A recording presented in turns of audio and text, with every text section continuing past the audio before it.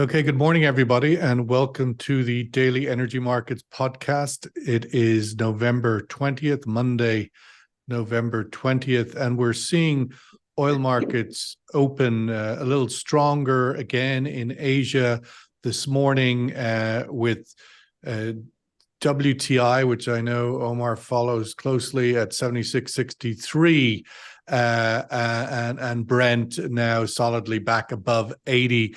81 and change. Let's kick off, as always, on Monday morning with Omar Najia, Global Head of Derivatives at BB Energy. Omar, you more or less mapped out last Monday what was going to happen, continue to the downside to around 72, and then the next $20 or $30 move, I think you said, would be to the upside. WTI got down to 72.90 on the close on November 16th and has been climbing since. Is this the start of the big $20, $30 move you had noted last Monday? Yeah, I think possibly. I think possibly, yes. There is an outside chance. I think that we need just one more new low, maybe like $69, something like that. But for me, if WTI is trading about $77, call it, if it can manage to get to 82, then I think basically the odds are that the move up has already started. So that would be WTI at around Brent at around $85. So yes, I'm definitely bullish. I'm definitely bullish long term. The question is it from here or one more new low? And the odds are basically from here. You have I think the world is inflationary. I'm also bullish equities. I'm also bullish, I think the world is inflationary basically. So yes, higher, in a word. Let's welcome Malia Bengali, founder, MB Commodity Corner. Malia, this is the week we start. It's clearly a run into OPEC Plus meeting at the end of this week. In Vienna, first in-person meeting for some time. The markets have taken some wind in the sails from commentary regarding OPEC Plus, that unsourced names, but those close to all of that sort of stuff, indicating that OPEC Plus may spring a deeper cut than currently is in the portfolio. What sort of week does it look like for you, and what do you think OPEC Plus should be looking at to sort of determine their plans for the new year? Thank you, Sean. Yes, you're absolutely right. The market has had a nice 15 to 20% pullback, but I think it's very interesting because they've actually been saying they're going to extend their cuts to the end of the year and possibly into 2024. So the big question is, what are they going to do or say that's different from what we already know? The problem is the market actually come back to the levels they were in July before they added that 1 million barrels per day lollipop cut. In our opinion, I think they've got the market wrong. There's a massive global economic cycle reshift that's happening right now, and that's affecting demand, not supply. And I think most people right now, the biggest dichotomy is that between the soft landing, hard landing narrative. And it'll be interesting to see what the demand is, because the demand has been softer than expected and the supply has been picking up. We think that they should probably keep things as is, because the more they change and alter the prices, the more it'll be more volatile for the equity market, for the oil market. And it will be probably prove to be a disaster if they cut another 1 or 2 million barrels per day, because end of the day, the global economic cycle demand is very weak. And we were talking about the last few months. And I think that's where the disconnect is. Where the rubber meets the road on all of these things, as they say, we don't put crude oil in our car. Let's welcome Kieran Gallagher, Managing Director of Vitol Bahrain. Kieran, welcome back to the table. I have one small but very big question for you, is trying to make sense of the global products market. I have to say I'm pretty confused as to whether it's in bad shape or good shape. A headline out of Reuters over the weekend that China gasoline exports fell 20% because inevitably driving across China during the Golden Week holiday was up 71%. Russia is or is not exporting products, diesel and so forth. I don't know where you would start in giving a global synopsis. The Gulf states, the El Zour refinery was out of action. Is it back up? I mean, can you give us some sort of a global picture, as clearly now we're in a kind of a global products market? If you might give us a view as we go into the end of the year where it's at. Yeah, morning, Sean. Yeah, that's quite a broad-ranging It is, question. it All is. right. But I where guess would you start starting. to try get a sense of tightness or not in the products market as we go into the winter months? Yeah, you're right. I think just to pick up on a point that you mentioned there about China, perhaps that the lower MOGAS exports were expected because of that domestic demand increase. We did see a bit of a spike in diesel exports though in the month of November. Probably see that tapering off a little bit now. I think on the Chinese side, we're probably looking at some of the heavy industry data, etc. It looks a little bit unseasonably sluggish, and therefore, it's not. I think there's reasons to be concerned about that Chinese market, and therefore, it continues to attract a huge amount of focus. I think closer to where we are here, obviously, there's continued refinery issues, and as you pointed to, there was an issue in Al Zour last week. Some of the bigger refineries are sort of coming out of turnarounds, but we've seen some delays in that, and therefore, a lot of the volatility we see, like Singapore gas oil cracks last week. There was some days where there was $4 a barrel volatility in cracks, but a lot of that is headline driven around refinery issues. But a lot, as I said, it's quite a broad question, but you've got to go back. We're going into winter. That all eyes go towards the middle distillate market. It has been unseasonably warm in Europe. October was, I believe, the fifth warmest on record, and so despite very low gas oil stocks globally, it's been so warm that the stock situation has probably been a little discounted. So any cold snap, there's obviously more volatility to come. But as we look into 2024, you can't ignore the refinery capacity that's coming back online in the next month or two. So diesel, jet fuel the supply into Europe should start to pick up. As I say, we're kind of looking closely at China because the economic situation is concerning, and therefore we could see a healthier export program before the Chinese New Year towards end of January, etc. So a big question mark hanging over the products market. I mean, I ultimately ask it, Kieran, because a year ago we had that sort of very tight diesel market going into the winter, particularly in the northeast of the US. There was a global sense to the stress, and that these are no longer sort of separate markets. In a way, they've gone sort of global in the sense that oil is fungible across the world. The middle distillate's similar. Is that an accurate perception, or is that off, do you think? Well, the world has had time to readjust for the loss of Russian gas, I think, and therefore what you've seen, and as you say, you referenced the northeast of the US, there was switching there in terms of heating homes, etc., like that, gas to oil switching, and there continues to be. But as I said, weather plays a huge part in that this time of year, right up until the month of February. So we've got to watch the forecast. But I think as I said, the world's had time to adjust to that shock of which followed the Russian invasion of Ukraine. So Omar, when you take that into consideration, the inflation story, as you say, that at least from an energy point of view, that these prices at these levels, even if OPEC gives it an extra bump this week, where the rubber meets the road on middle distillates and products, it seems that those levels are not going to be putting greater challenge to the central bankers to have to go back to more rates, that they won't be that inflationary over this winter. Your thoughts on that? Look, I think if you're saying oil prices are products, diesel, product prices, so product prices are very cheap in real terms. Yeah. It's very simple, right? So you had inflation. I think if you look at inflation adjusted prices for oil, or whether it be crude or any product, basically they are cheap. Okay, so your McDonald's went up $1 or 10 or 7 or whatever it is. Oil just did not. So I don't think there's an argument for, demand destruction, which was, all the rage, I think, this year. So the question is basically, do you think, so we've heard about, soft landing and hard landing, and I think the world's been waiting for this landing for like over a year now, right?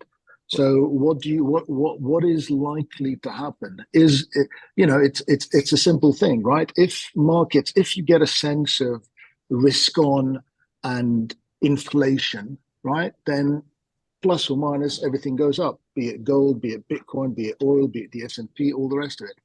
If you're in the thinking that everything is slowing down and this economy is looking bad and that economy is looking bad, then you're on the side of equities falling, oil is not going to hold up because demand's not going to be there and we're going to collapse, and $50 oil and all this kind of stuff.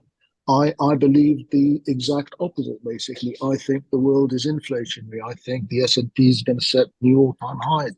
I think Bitcoin is showing us that the market is very risk-on. I think that there's so And is that much... ultimately driven, Omar, by the liquidity that the central bank, particularly the Fed, has pumped into the markets over the last 10 years, that despite any sense of interest rate rises, this is a flooded market of liquidity everywhere? How can you have basically interest rates at whatever they are, 5%? That's going to do absolutely nothing to. I mean, you have to remember that in order to kind of stop inflation, a lot of the big companies, they basically sold debt forwards at tiny interest rates. So anything that they have which is above 1%, they're actually making money. It's an inflationary thing for them. They can basically use that money to buy stock, to do whatever it is that they want to do. So that's why you have basically these two camps. You have basically the large corporations are saying, everything is hunky-dory, blah, blah, blah, because they use debt markets to basically place all their debts. And so they don't care if interest rates are 5%. And you have the small businesses or people who can't use debt markets have to go to a bank who are saying, it's really, really hard and all that kind of stuff. But at the end of the day, you have to also remember that, the world is going through major changes, right? You have this concept of the dollar, you have US debt, which is basically skyrocketing. The deficit this year is 2 trillion, right? So $2 trillion, and the interest on the debt is over $1 trillion. So basically, you're paying that to the market. How is that anything to do with deflationary? It's massively inflationary, and if they push up rates more, it'll be even more inflationary. The US is basically, so I'm basically bearish the US dollar, and I think that whatever the US does, be it cut rates, increase rates, or whatever, the problem is that they don't address is spending, and spending is not going to stop anytime soon because it's a political thing, etc., etc. So I think that flows into all commodities, whether it be oil or gold or Bitcoin. So I am actually bullish. Maliha, your thoughts on that? I mean, ultimately, everybody's trying to figure out. I mean, obviously, this week it's what OPEC's going to do, but in the bigger picture, what OPEC's trying to figure out is what's going on in the American economy. How big an oil price can it handle? It's defying all gravity. Your thought? There's no hard landing. There's no soft landing. There's just no landing. I heard a very interesting data point over the weekend, grappling with trying to understand why the US economy is immune to 500 basis points. One reason, which I thought was quite interesting, 40% of US homeowners are debt-free. They have no mortgage because most properties in America, the biggest bulk of owner is with the baby boomers who are, of course, in retirement now, and they're all loaded. Your thoughts of why the American economy isn't landing and where OPEC should read into that as they make decisions? Thank you, Sean. Omar made a very, very good point. The problem is that the US US Fed and the Treasury are playing these games with money markets and TGAs and reserve repos.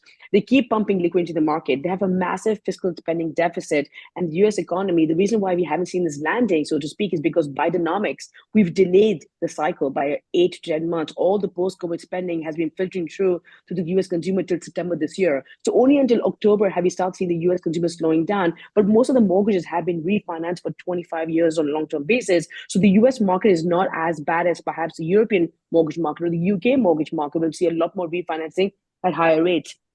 Having said that, take a look at property prices right now. They've started to fall. The CRE market in the US has been seeing massive mark to market.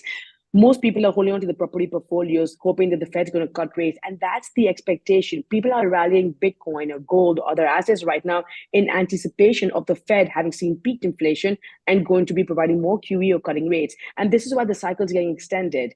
Now, having said that, yes, inflation has peaked and coming down, but the longer OPEC keeps cutting production and keeping oil prices higher, the embedded inflation in the market is going to be higher, which makes the Feds work harder. And we spoke about that a month ago, the Fed put versus the OPEC put, and that will make a job harder. But even though rates stay at 5% plus, there is a massive disconnect between the big companies that are very cash rich and the small companies that are going bankrupt. At some point, there's going to be a massive spillover effect, right? So the big are getting bigger.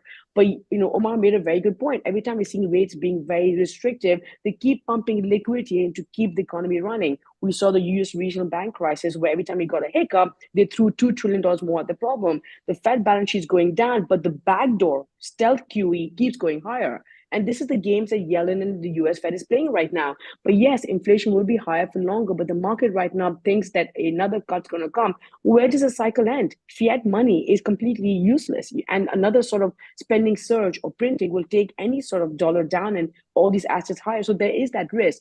The only question is, do we get the economic recovery? And the more and more we spend, that money is going towards paying off the fiscal debt interest, not actually going to the economy. So it's a very interesting disconnect, but you are spot on right. There is a risk that inflation comes back to haunt us because the Fed has no choice but to lower rates or But it certainly will. It'll be interesting to see. The OPEC will be meeting after this week is also Thanksgiving in the United States. Correct. And the day after Thanksgiving is that big spending till you're dead day, shop till you drop kind of day, which is a very big data point, the guide, the health of the U.S. economy, and OPEC are meeting after that data point emerges. It usually emerges in some kind of a real-time format and then is consolidated later. Kieran, I wanted to get your thoughts on the recent sort of apparent reemergence of the U.S. Treasury Department's determination to sanction violators of the oil price cap and carrying of Russian crude. The U.S. Treasury Department said at the end of last week that it had charged 3 tankers with violating Russian oil sanctions and warning letters to 30 more shippers. Your thoughts on that sort of what appears to be from out of left field? They suddenly want to have teeth in these sanctions. Will it make an impact? Will it dent this volumes of Russian crude still getting to the market? Your thoughts on the outlook for the enforcement of sanctions, both against Russia and Iran? I think it's a reminder, Sean, and as I said to your previous question, it's been quite a long time now since the initial conflict, and those sanctions came into being, and we do see it from time to time on the Iranian side as well, that U.S. treasuries step in and sanction, and that's a kind of stark reminder that they are monitoring the market. They are monitoring these loadings. They're monitoring the owners that choose to lift, and they're monitoring those that, let's say they're monitoring the price caps, and therefore how they go on to enforce it is obviously remains to be seen. It's certainly it's headline grabbing, and will it disturb the flows? I'm not so sure. I think we have seen large fleets dedicated to that particular business, and well, it's not just it's not just what they call the dark fleet. We're seeing, according to Kepler, the data marine intelligence firm, that 30% of Russian exports from Western ports are still using commercial shipping with beneficial ownership within the European Union. These are not dark fleets. These are, I don't know what you call them, but ultimately mainstream.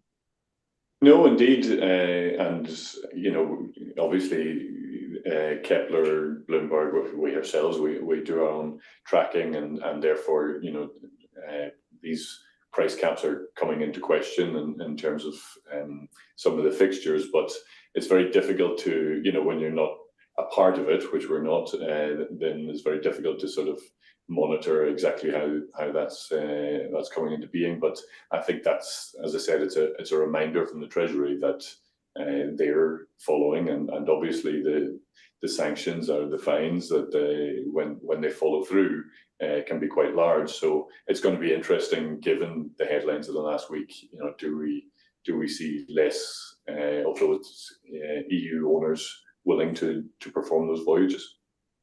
Yeah, it will be. It's sort of I wonder how these are all tied into the performance in on the battlefield, so to speak, which hasn't really been progressing as Ukraine or the Western Alliance might like, and so trying to tighten in on Russia. I don't know if they're related, but ultimately it is a reminder. Ultimately, as you say, let's get this survey question up, and it's sort of the outlook of the week, obviously. But the question is, do you expect OPEC Plus to deliver deeper oil supply cuts than just rollover of the current portfolio for Q1? The indication from the noise last week was no, it's going to be more than just the rollover. But I'm wondering what's the view in the room, and obviously we'll post it. Do you expect OPEC Plus to deliver deeper, i.e. more oil supply cuts than just the rollover of the current regime when they meet, obviously, this week and plan for the first quarter? Expect more, yes or no? Looking into the week ahead, Omar, your thoughts on the direction of travel here. You were quite clear last week in your views that there was going to test more to the downside. You seem to be hedging a little bit this week. Your thoughts as to the direction of travel going into an uncertain OPEC action? One might be, more long than short. I wouldn't be short. I wouldn't be short into winter. I wouldn't be short into year end. I wouldn't be short in a US election year. So I don't think anybody's going to stop spending. I don't think the Fed's going to do anything except inflate. If you really think about it, if the US has such a massive debt, how's it going to pay it? The only way to pay it is by inflating it away, which means a weaker US dollar, which means basically commodities in general, not that there's a direct correlation, but in general, tend to get more expensive. And I think people are looking, what do you do with what do funds, what does a market that's very financialized with oil do? Do they actually come and say, you know what, we're going to sell it here because it's going to be warm or not warm, or nothing's going to happen, or let's just be short? Or do they say, we're coming into winter, geopolitically everything's up in the air, you've got a US election, everybody's gone nuts, so and OPEC clearly wants to defend the price, so we want to be long rather than short. I think that's the direction. I think that's the direction on most markets, actually, except for US Treasuries and the dollar. Maliha, your thoughts again, looking to the question on the survey. Ultimately, oil prices rebounded in June when OPEC Plus added to their cuts with the voluntary, as they called it, the Saudi in particular, 1 million barrel a day. Looking into the noises last week, they sort of caught that downward draft with some noises that more was coming. Your thoughts on whether more is necessary going into the first quarter to sort of remain a tightness in the market, or could a rollover deliver 80 plus? I think there'll be a lot of positive job owning into the event itself, because as we see, that's what they typically do. So the shorts would be covering into that meeting in December. So I would not be short oil here. Having said that, I think what they will do is, in my opinion, they'll probably roll over the cuts. It's a bit precarious to cut more because winter is just starting. We do not know what winter demand is going to be, and these can move the balances quite a bit. They'll probably leave it open by saying, oh, we're going to roll it over, but we're open to cut more if we need to, keeping the market a bit more on its toes right now. The fact that most of the speculation have actually liquidated their long position, people are a bit short right now going to winter. I think the risk reward is probably more on the upside than downside into the event per se. But we do not think they'll do a deeper cut. If they do, then it'll make their market a lot harder in the long term. It'll just be another spike will be faded off. So I think that's what we think is going to happen. Let's get the survey result on that question. So no, OPEC, do you expect to deliver deeper supply cuts? No. Kieran, your thoughts on that, where the balance in the market is? I mean, clearly there's been more supply maybe than expected. US now at record levels above 13 and doesn't seem to be stopping there. We've got obviously Venezuela back in the market. And we've got obviously increased quotas coming from the likes of the UAE. So supply seems to be relatively abundant. Would a rollover give the balance in that? If you think for the first quarter, I mean, it is I mean, Malia mentions we're still in winter, but we're talking about January supply quotas, which are delivered into the spring. So we're going into the weaker window of the year when we talk about next steps for OPEC Plus. What do you think they need to do to keep a balance and a tightness in the market with a Brent above 80? Well, I think, we're coming to a time of year, Sean, where people are looking into 2024, how is the market going to look, etc. And, there's, as you mentioned there's Venezuelan coming back to market. In general, the supply is fairly healthy, but we've also got increased supply coming from Brazil and Guyana in 2024 that's sort of looming large. And therefore, I think the expectation will OPEC Plus be forced into deeper cuts? I think this week will tell a lot. I think we need to watch also the scale where the managed money is. An awful lot of managed money length came out between the 7th and the 14th of November. I think 9,000 lots of net length came out of the market, and that was a sell-off purely because of concerns over the amount of supply. Can that go in again following next week's meeting? Quite possibly. We need to watch that. But it feels, I think, if you go back to the beginning of last week, there was sort of general expectation that OPEC Plus may be forced into a rollover, which now that feels more real. And the big question is this week, could they cut further? But if they cut further, I think it's got to go beyond Saudi Arabia. I think a few of the other countries need to cut with them. Saudi have done a lot on their own, and so the expectation perhaps is what the other big producers like the UAE or Kuwait are willing to do in order to support those prices. Omar, I want to finish with you to touch on the thorny subject asked of the U.S. Middle East envoy Amos Hochstein over the weekend. About the weaponizing of oil exports, given the Israeli bombardment of Gaza. He's expressed confidence that the Arab states won't weaponize oil. In the reporting at the end of last week, Reuters and others, when they were reporting that OPEC could go further, one of the reasons in the Reuters reporting was because of the unhappiness. Obviously, there's a lot of anger in the Arab world about the scale of the Israeli massacres. That is feeding into the thinking. That's what the Reuters reporting says. What are your thoughts on that creeping in as this sort of genocide, or what call it, whatever one sees it as it is, continues over the coming weeks?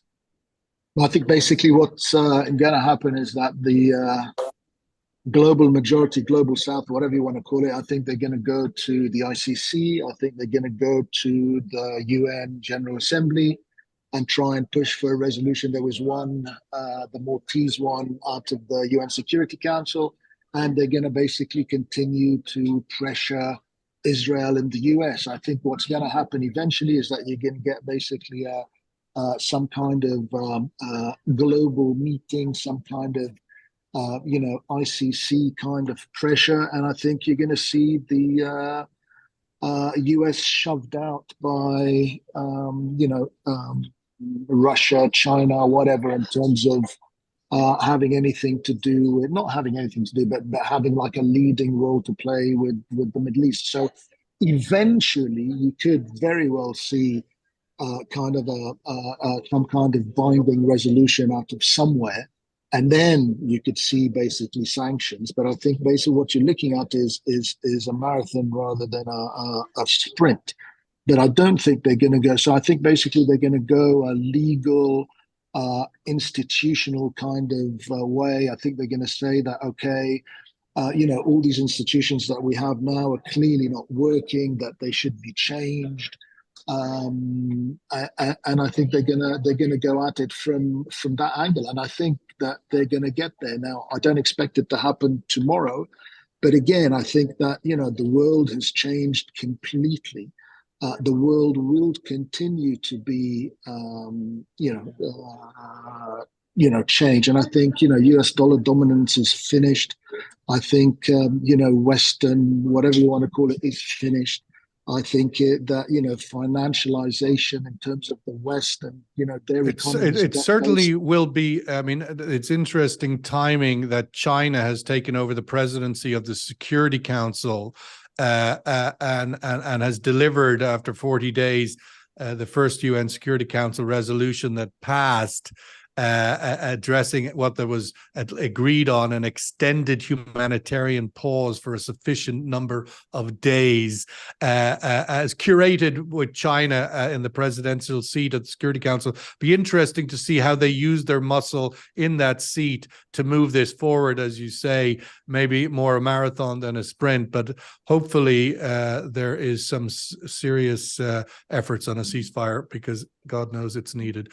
Let's wrap it up there. Brent crude trading up this morning, WTI as well. It looks like there's an upward motion in prices as long as OPEC Plus has its finger on the button of possible extended cuts. Don't be short this market this week is the warning, I suppose. And the Saudi energy minister has been noted in the past to ouch the markets, ouch the shorts, and I'm sure he's willing to do it again.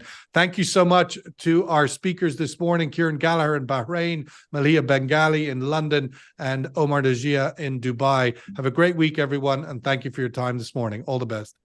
Thank you. Thanks, Sean. Thank you.